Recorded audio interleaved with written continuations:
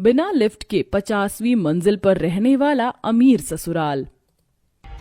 अरे वाह, मेरे ससुराल की बिल्डिंग कितनी बड़ी और ऊंची है। मैंने तो कभी जिंदगी में भी नहीं सोचा था कि मुझे इतना अमीर ससुराल मिलेगा। अब मुझे समझ आया कि मेरे माँ बाबा क्यों इतने खुश थे मेरी शादी को लेकर। आओ भाभी, अंदर आ जाओ। चलो भाभी, अब आपका गृह प्रवेश कराने के लिए माँ 50वें फ्लोर पर खड़ी हुई हैं, तो आप ऊपर चलो। 50वीं मंजिल पर? लिफ्ट कहाँ है? लिफ्ट नहीं है। तो क्या हम इतना ऊपर सीढ़ियों से जाने वाले हैं?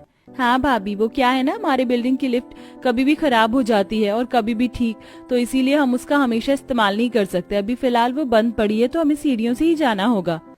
क्या 50वें फ्लोर पर सीढ़ियों से? क्या करूं, मना भी तो नहीं कर सकती हूँ। सोना बेचारी नई नवेली दुल्हन कुछ बोल भी नहीं पाई और वो अपनी ननद के साथ जाने के लिए सीढ़ियों से ही ऊपर जाने लगी। सोना की आज ही एक अमीर परिवार में शादी हुई थी और उसका ससुराल 50वीं मंजिल पर था। सोना एक गरीब लड़की थी, इसलिए वो कुछ बोली नहीं और मंजिल पर मंजिल अपने भारी शादी के जोड़े को संभालते हुए चढ़ने लगी। जैसे ही वो 30वीं मंजिल पर पहुंची तब, हे भगवान, ऐसा लग रहा है जैसे फेफड़े ही बाहर आ जाएंगे। अब नहीं चढ़ा जा रहा है अदिति। भाभी क्या कर रही हो, खड़ी हो जाओ। अब बस 20 ही मंजिल चढ़ना बाकी है और आप तो जवान खून हो, इस उम्र में मैं ऐसे बूढ़ों की तरह मत करो। माँ हमारा इंतजार कर रही है, चलो जल्दी से उठो। अदिति ने हिम्मत देकर सोना को उठाया और बाकी की सीढ़ियां भी चढ़वाईं। 50 मंजिल सीढ़ियों से चढ़ने पर अब सोना की हिम्मत नहीं थी कि वो गृह प्रवेश भी करे। उसने बस जल्दी जल्दी से सारी रस्में की और वो जाकर अपने बिस्तर पर लेट गई। अगली सुबह, उठ गई बहू, मैं तेरा ही इंतजार कर रही थी। देख नीचे ना दूध वाला दूध रखकर चला गया, जाकर उठा ला। क्या माँ जी, दूध नीचे है? दूध वाला ऊपर दूध नहीं देकर जाता है क्या? नहीं, कितनी बार बोला मैंने उसे कि ऊपर ही रख जाया कर और महीने पर पैसे फालतू ले लिया कर, लेकिन उसकी समझ नहीं आता। लेकिन अब तो तू आ गई है ना, तो जा ले आ, अब मुझे किसी की जरूरत नहीं है। दुर्गा की बात सुनकर सोना कुछ नहीं बोली। आज उसका ससुराल में दूसरा ही दिन था। भगवान प्लीज ये लिफ्ट अब चल जाए। वैसे भी कल इतनी चढ़ाई करके मैं तो थक गई थी, आज सुबह सुबह नहीं कर पाऊंगी। सोना ने ऐसे बोलकर लिफ्ट को काफी बार चलाने की कोशिश करी, लेकिन लिफ्ट नहीं चली। अंत में हार कर उसे सीढ़ियों से ही नीचे जाना पड़ा। भगवान, हे भगवान, अभी और कितना नीचे जाना है? भगवान भगवान करते करते सोना 50वीं मंजिल से बिना लिफ्ट के नीचे आई और दूध के पैकेट को उठाकर उतनी ही मुश्किल से ऊपर चढ़ी जिसमें उसे पूरा 1 घंटा लग गया। भाभी कितनी देर में दूध लेकर आई हो आप? दूध क्या काढ़ने बैठ गई थी? मैं 50 मंजिल उतरकर और चढ़कर ये लेकर आई हूँ अदिति। और वैसे भी आप लोगों को तो आदत है बिना लिफ्ट के इतने मंजिल उतरने चढ़ने की, मुझे नहीं है। क्यों, तेरे मायके में क्या लिफ्ट लगी हुई थी जो तुझे आदत नहीं है? सोना, बेकार की बातें मत बना। तू कछुए की तरह सुस्त है, इस शरीर में थोड़ी फुर्ती लेकर आ। दुर्गा ने सोना की एक बात नहीं समझी और उसे सुना दिया। जा, अब खड़ी होकर मुंह को मत ताक। वैसे ही तूने इतनी देर कर दी है, जाकर नाश्ता बना। जी। सोना जाकर नाश्ता बनाने लग गई। अभी बस वो बेचारी थकी हारी नाश्ता ही बनाकर निपटी थी कि तभी नीचे से सब्जी वाले की आवाज आने लगी। माँ, सब्जी वाला आ गया है, आज कद्दू और लौकी की सब्जी बना लो ना। ठीक है, सब्जी वाले को बोल दे कि कद्दू और लौकी पैक कर दे, नीचे से सोना ले आएगी। माँ जी, मुझे फिर से सब्जी लेने नीचे जाना पड़ेगा। 1 मिनट अदिति, कुछ बोलना मत। मेरे पास एक आइडिया है जिससे हम ऊपर से ऊपर ही सब्जी ले सकते हैं। सोना ने ऐसे बोलकर एक बास्केट में एक बड़ी सी रस्सी को बांध दिया। देखो, ये अच्छा है ना, अब हम ऐसे ही सामान खरीद लेंगे। पागल है क्या बहू? क्या चौल वाली हरकत कर रही है? अरे ये अमीर सोसाइटी है, हमारी कुछ इमेज है। ये क्या कुछ भी करो, बिल्कुल नहीं। कोई भी इन वाहियात तरीकों से सब्जी नहीं खरीदेगा। मैं सब्जी वाले को बोल रही हूँ कि वो हमेशा की तरह सब्जी दरवाजे पर रख जाए, तू लेकर आ जाना।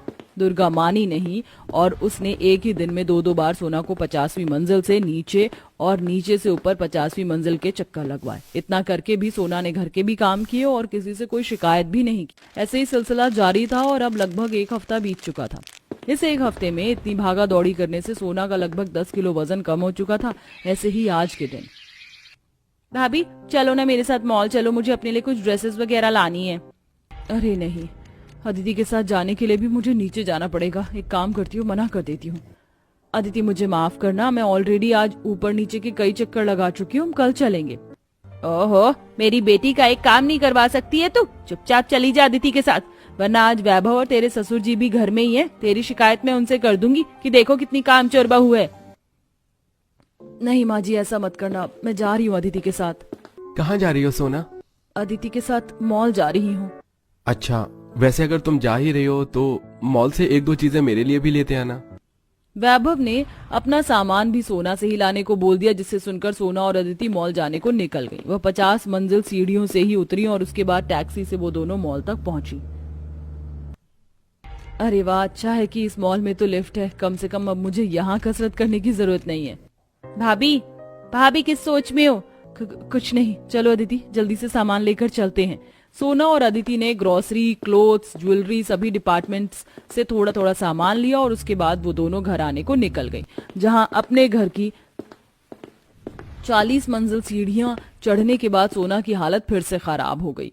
हे भगवान, बहुत मुश्किल है रोजाना इन सीढ़ियों से चढ़ना उतरना। मुझे तो मेरी नानी याद आ जाती है। अदिति, तुम माँ को बोलकर लिफ्ट को सही करवा लो ना, ऐसे कब तक हम यूं ही 50-50 मंजिल पर सीढ़ियों से गुजारा करते रहेंगे। आओ ना भाभी, बस 10 मंजिल बाकी हैं। अदिति ने सोना की बात पर ध्यान भी नहीं दिया और वो दोनों किसी तरह चढ़कर ऊपर आ गई। ऊपर आने के बाद सोना को जरा सा भी रेस्ट का टाइम नहीं मिल पाया और उसे आते ही खाना बनाने को गैस चूल्हे पर चढ़ना पड़ा। ऐसे ही सिलसिला जारी था। हर रोज सोना सब्जी लेने, दूध लेने और अगर कोई काम पड़ जाता तो उसे भी करने को कई बार 50वीं मंजिल से पहली मंजिल पर सीढ़ियों से ही आती थी और अपना काम करती थी, जिससे वो बहुत ज्यादा दुबली भी हो चुकी थी और उसका दिमाग भी खराब सा रहता था। इसीलिए एक दिन वो हिम्मत करके दुर्गा से बोलती है, माँ जी, मुझे यहाँ रहते हुए 2 महीने होने को जा रहे हैं, लेकिन अभी तक एक भी बार लिफ्ट नहीं चली। इसका मतलब कि लिफ्ट खराब है। माँ जी प्लीज उसे सही करवा लीजिए ना, ऐसे 50 मंजिल पर बिना लिफ्ट के रहना बहुत मुश्किल है। मैं तंग आ गई हूँ सीढ़ियाँ चढ़ चढ़ कर और उतर कर, प्लीज मेरी बात को समझिए। अच्छा, बस तू अनोखी ही इस तरह घर में रह रही है क्या? हम लोग भी तो बिना लिफ्ट के ही रहते हैं। वैभव बिना लिफ्ट के ऑफिस जाता है, आता भी है। अदिति और तेरे ससुर जी भी बिना लिफ्ट के ही आना जाना करते, इन्होंने तो कभी शिकायत नहीं की। माँ जी, इनसे ज्यादा चक्कर मेरे लगते हैं, आपको मेरी दिक्कत को भी तो समझना चाहिए। देखिए माँ जी, अब अगर आप लिफ्ट को सही करवाएंगी तो ही मैं यहाँ रहूंगी, नहीं तो मैं जा रही हूँ अपने मायके। ठीक है, जा, चली जा तू मायके, लेकिन एक बात मेरी भी सुन ले, अगर तू मायके गई तो हमेशा के लिए जाएगी, मैं तुझे लेने नहीं आऊंगी। अब तू सोच ले कि तुझे मायके जाकर अपने माँ बाप को जीते जी मारना है या फिर इसी घर में रहना है। दुर्गा की बात सुनकर सोना के कदम रुक गए। उसे समझ नहीं आ रहा था कि अब वो क्या करे। इन सब बातों से उसका दिमाग इतना घुमा कि अचानक से उसे चक्कर आ गया और वो बेहोश होकर गिर गई। जब उसे होश आया, तुम ठीक तो हो ना सोना? क्या हो गया था तुम्हें? हाँ मैं ठीक हूँ वैभव जी, आप काम पर से आ गए? हाँ आ गया मैं। और सोना, अगर तुम 25वीं मंजिल से इतनी तंग आ गई थी तो तुम्हें मुझे बताना चाहिए था ना। मेरी ही गलती है जो मैंने ध्यान नहीं दिया। तुम चिंता मत करो, मैंने तुम्हारी सारी बातें सुन ली थी। मैं कल ही सोसाइटी में कंप्लेंट डालूंगा, बेशक मुझे ज्यादा पे क्यों न करना पड़े, फिर सब सही हो जाएगा। सास और बहू के बीच की बातें वैभव ने सुन ली थी। दुर्गा तो ऐसा नहीं चाहती थी, लेकिन वैभव ने अपनी पत्नी के लिए लिफ्ट को सही करवाया। अब सोना को 50 मंजिलों से सीढ़ियों से चक्कर नहीं काटने पड़ते थे और अब सब कुछ ठीक हो चुका था। देखो इच्छा, मेरी गुड़िया दुल्हन बनकर कितनी सुंदर लग रही है ना। छोटी सी इच्छा एक टक परिधि की कीमती गुड़िया को देखती है और दिल उदास करके कहती है, परिधि, तुम्हारी गुड़िया तो कितनी महंगी है, मगर मेरा गुड्डा तो मिट्टी का है। तुम्हारी डैडी तो तुम्हें महंगी महंगी गुड़िया और कपड़े लाकर देते हैं ना। काश मैं भी तुम्हारी जितनी अमीर होती। ओए बुद्धू, तू मेरी पक्की सहेली है और हमारी दोस्ती हमेशा रहेगी। तुझे मेरी गुड़िया चाहिए ना, तो ऐसा करते हैं, हम दोनों आपस में अपने गुड्डे और गुड़िया की शादी रचा देते हैं। फिर तू मेरी सुंदर गुड़िया रख लेना और मैं तेरा मिट्टी का गुड्डा ले लूंगी। अब तू जल्दी से बारात लेके आ। दोनों अमीर गरीब सहेलियां आपस में गुड्डा गुड़िया की शादी रचाती हैं। तभी इच्छा के मासूम दिल में ख्वाहिश जागती है। परिधि, जब हम दोनों सहेलियां बड़ी हो जाएंगे तब हम दोनों की भी इसी तरह से धूमधाम से बड़ी बड़ी फूलों से सजी गाड़ी में बारात आएगी, बैंड बाजा बजेगा और मैं बहुत ही महंगा सा लहंगा लूंगी। हाँ। तभी अमीर घमंडी सुषमा गुस्से में गायत्री के आंगन में आकर बखेड़ा खड़ा कर देती है। परिधि, तुम फिर से यहाँ गई, चलो यहाँ से। नहीं, मुझको नहीं जाना है माँ, मुझको इच्छा के साथ खेलने दो ना। मम्मी मुझे दर्द हो रहा है, मेरा हाथ छोड़ दो। ताई जी परिधि को छोड़ दीजिए, उसे दर्द हो रहा है। अरे ओ लड़की, दूर रह मुझसे। सुषमा गुस्से में इच्छा को धक्का मार देती है। तभी खांचे के भीतर से गायत्री निकलती है और सुषमा को अपने आंगन में देखकर भड़क जाती है। तुम अब क्या लेने आई हो? सब कुछ तो छीन लिया तुमने हमसे। चली जाओ यहाँ से, मुझे तुम्हारे कदम अपने आंगन में गवारा नहीं है। अरे मैं तो तेरे आंगन में थूकना भी पसंद नहीं करती, मगर तुम्हारी बेटी ने ना जाने मेरी भोली सी परिधि को क्या पट्टी पड़ाई है। बार बार अपना आलीशान घर छोड़कर यहाँ मिट्टी में खेलने आ जाती है। तभी सुषमा की नजर परिधि के हाथों में मिट्टी के गुड्डे पर जाती है, जिसे वो छीनकर तोड़ देती है। इस मिट्टी के खेल खिलौने से गरीब के बच्चे खेलते हैं, ये तुम्हारे लायक नहीं है। अब चलो यहाँ से। सुषमा परिधि को खींचकर आंगन में ले जाती है। वहीं बेचारी इच्छा बिलक बिलक कर रोते हुए चकनाचूर गुड्डे के टुकड़े को चुनने लगती है। माताई जी ने मेरा गुड्डा तोड़ दिया। चुप कर लड़की, चुप कर। मैंने तुझको कितनी बार मना किया है ना कि उसकी बेटी के साथ मत खेला कर। उसकी माँ दगाबाज है, उसकी बेटी भी वैसी ही होगी। एक बात याद रख इच्छा, अमीर और गरीब के बीच में कोई दोस्ती नहीं होती है। हम गरीब हैं और यही हमारी तकदीर है। अब चल अंदर। वैसे तो पड़ोसी परिवार की तरह रहते हैं, मगर सुषमा और गायत्री के बीच में कट्टर दुश्मनी है। दोनों परिवार में खून के रिश्ते हैं। नाते में सुषमा और गायत्री देवरानी जेठानी है, लेकिन सुषमा तेज तर्रार थी, जिसने दो हंसते खेलते भाइयों के रिश्ते को तोड़वा दिया। अपनी पत्नी के चंगुल में आकर रंजीत ने अपने भाई सुरेंद्र की सारी संपत्ति हड़प ली, खुद पूरी प्रॉपर्टी में बस गए और उन्हें बेदखल कर दिया। इसके बाद दोनों भाइयों के रिश्ते में खटास आ गई और गायत्री का परिवार किराए के खांचे में रहने लगी। लेकिन पारिवारिक रंजिश से अनजान इच्छा और परिधि के नाजुक दिल में एक दूसरे के लिए पक्की दोस्ती है। क्या दोनों सहेलियों के बीच की दोस्ती पारिवारिक खटास के चलते टूट जाएगी या वक्त के साथ और भी गहरी होगी? चलिए देखते हैं। हे भगवान, इस पतझड़ के महीने में तो बड़ी सिरदर्दी हो जाती है। पूरा का पूरा लॉन सूखे पत्तों से भर जाता है और साफ करते हुए कमर टेढ़ी हो जाती है। खुद में बड़बड़ाती हुए सुषमा झाड़ू लगा रही होती है। तभी उसे कुछ लोग साइकिल लेकर गायत्री के घर की तरफ जाते हुए दिखाई देते हैं। पंडित जी भी उनके साथ साथ चल रहे थे। जी आइए, पधारिए, यही वाला खांचा है। ये सुबह सुबह इस गरीब गायत्री के घर में इतने सारे लोग साइकिल पर सवार होकर कहाँ चले जा रहे हैं? और पंडित जी भी हैं। कुछ तो खिचड़ी पक रही है, देखना पड़ेगा क्या माजरा है। नमस्कार भाई साहब, बहन जी, आइए पधारिए, हमारे गरीब खाने में आपका स्वागत है। आइए आइए। सब लोग साइकिल खड़ी करके अंदर चले जाते हैं। तभी सुषमा कानाफूसी करने के लिए दबे पैर आकर उनकी बातें सुनती है, जहां इच्छा पुराने से सूट में लड़के वालों के समक्ष बैठी थी। जी यही है मेरी बेटी इच्छा। हम दोनों गरीब माँ बाप की जीवन भर की पूंजी यही है। भाई साहब, आप तो हमारे हालात देख रहे हैं, आपसे कुछ छिपा नहीं है। बस अपनी सीता जैसी बेटी का हाथ आपके बेटे के हाथ में दे सकता हूँ, इससे बढ़कर दहेज देने के लिए नहीं है मेरे पास। ऐसा बोलते हुए गरीब सुरेंद्र लड़के वालों के आगे हाथ जोड़ लेता है। तभी लड़के के पिता कहते हैं, भाई साहब, हम लोग आपके जैसे साधारण हैं, कोई बड़ी हस्ती नहीं। हमें हमारे सुनील के लिए आपकी इच्छा पसंद है। हमारी तरफ से कुछ गिने चुने बाराती आएंगे तो आप खाने पीने का इंतजाम कर लीजिएगा। बाकी छोटा मुंह बड़ी बात हम बारात रिक्शे और साइकिल से ही लाएंगे, क्योंकि कार बुक करने की हमारी हैसियत नहीं है। ये सुनकर सुषमा फूले नहीं समाती, क्योंकि उसको ताली मारने का मौका मिल जाता है। तभी गायत्री और सुरेंद्र लड़के वालों को विदा करने बाहर आते हैं, जहां सुषमा पड़ोसन अपर्णा के आगे गायत्री के गरीबी का उपहास उड़ाते हुए कहती है, पता है अपर्णा बहन, जमाना कितना आगे बढ़ गया, मगर कुछ गरीब लोगों के यहाँ तो लड़के वाले खटारे साइकिल पे सवार होकर ही देखने आ जाते हैं, और तो और बारात भी साइकिल से ही लाएंगे। हमारे मोहल्ले की तो शोभा बढ़ जाएगी। वही तो सुषमा बहन, जिसकी जैसी औकात हो। देखना तुम, मैं तो अपनी परिधि की शादी एक नंबर का बिजनेसमैन लड़का ढूंढ कर करूंगी और ऐसी धूमधाम भरी बारात मंगवाऊंगी कि देखने वाले देखकर जलकर खाक हो जाएंगे।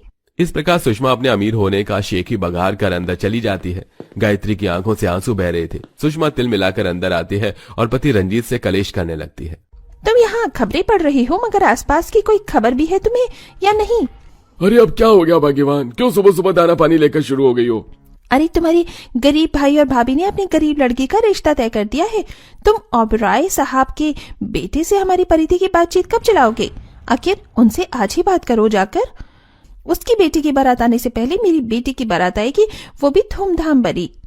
ठीक है, मैं आज ही बात करता हूँ।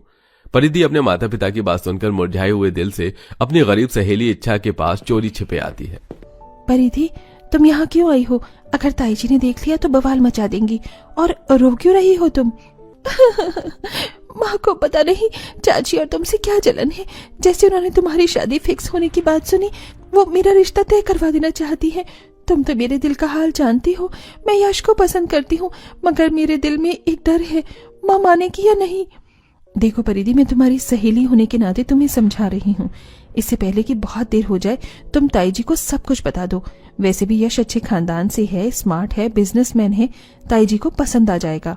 परिधि आंसुओं के साथ अपनी गरीब इच्छा के गले लग जाती है। थैंक यू इच्छा, तुम हमेशा मेरी उलझन को दूर कर देती हो। परिधि अपने माता पिता को यश के बारे में बताती है, जिस पर सुषमा खफा होती है और फिर मान भी जाती है। तुमने अपने मन की मर्जी तो कर ली, तो बुलाओ कल यश को उसके परिवार के साथ और उसे कह देना कम से कम 4 गाड़ी लेके आने को। और हाँ, उसे कहना सगाई की तैयारी के साथ आने को। थैंक यू माँ। अगले दिन 3-4 चमचमाती कार सुषमा के बड़े घर के आगे रुकती हैं। कार के अंदर से लड़के वाले निकलते हैं। अड़ोसी पड़ोसी सब लोग बाहर निकलकर देखने लगते हैं। गायत्री और इच्छा भी बाहर आते हैं। आइए आइए हर्ष और अंजना जी, मैं तो कब से आप दोनों के आने का इंतजार कर रही थी। जी नमस्कार सुषमा जी। परिधि के रिश्ते वालों की ठाट बाट देखकर गायत्री को थोड़ी चुभन होती है और परिधि का रिश्ता भी पक्का हो जाता है।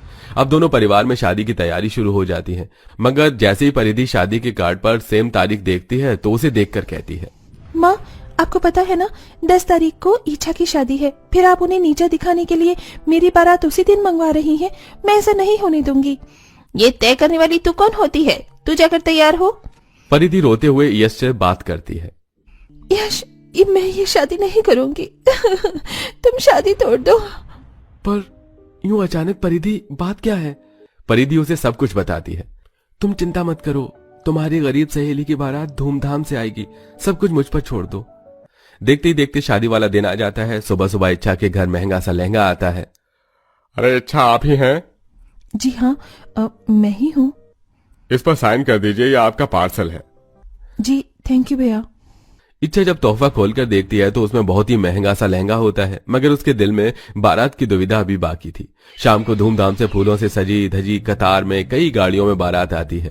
एक ही गाड़ी में से दोनों अमीर गरीब सहेलियों के दूल्हे उतरते हैं, जिसे देखकर इच्छा खुश हो जाती है और सुषमा जलकर खाक हो जाती है। मैं जानती हूँ परिधि, ये तुमने ही किया है ना? हाँ, क्योंकि मेरी सहेली की ख्वाहिश थी कि उसकी बारात इस तरह से आए। अगर मैं उस ख्वाहिश को पूरा भी ना कर पाती तो क्या दोस्ती निभाती। आज एक ही मंडप में हम दोनों सहेली की शादी होगी। माँ, मुझे उम्मीद है आप मेरे फैसले की कदर करेंगी। परिधि की इस बात के आगे सुषमा कुछ नहीं बोल पाती। अंत में धूमधाम से दोनों अमीर गरीब सहेलियों की एक ही मंडप में शादी और विदाई होती है।